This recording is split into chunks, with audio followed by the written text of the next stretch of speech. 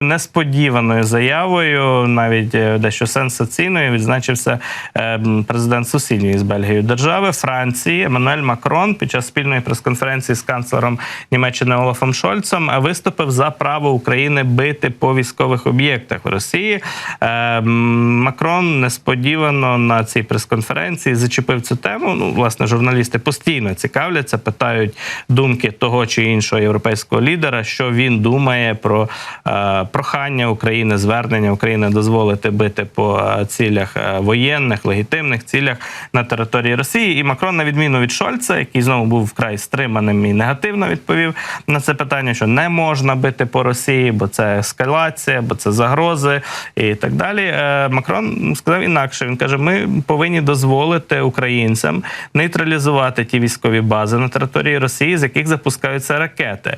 Не уточнив при цьому президент Франції, чи нейтралізувати ці військові бази, з яких запускаються ракети, злітають російські літаки, можна західним озброєнням, ну, але можемо собі припустити, що це саме так, адже чим дістати ефективно до російських аеродромів на території Білгородської області, Ростовської області, скажімо, Курської, лише якраз атакамсами з касетними боєприпасами, лише ракетами «Скальп», які Франція виробляє. І от, власне, в такому контексті Еммануель Макрон вчора виступив. Можемо послухати якраз фрагмент цієї прес-конференції, як все це звучало із уст французького лідера. Більше того, він навіть карту з собою приніс, подібно до деяких американських конгресменів, показуючи, у чому, власне кажучи, і полягає мета таких ударів, куди треба бити, і як це посилить Україну і послабить Росію відповідно.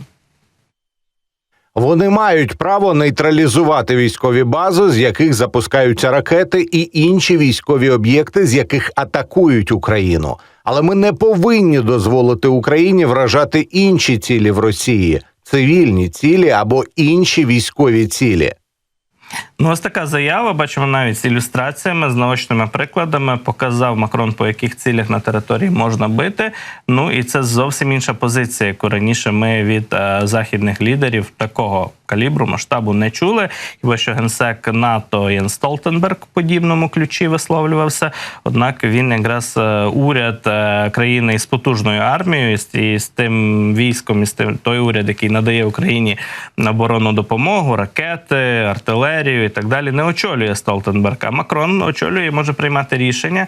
Тож, як нам сприймати таку заяву? Чи це вже поступовий розворот ключових країн Заходу в бік до того, щоб обернутися обличчям до України, почути наші звернення і нашу необхідність якраз задовільнити щодо ударів по воєнних цілях на території Росії? Про це, зокрема, і про інші теми спілкуємося далі з Олексієм Буряченком, політологом, виконавчим директором Міжнародної асоціації малих громад.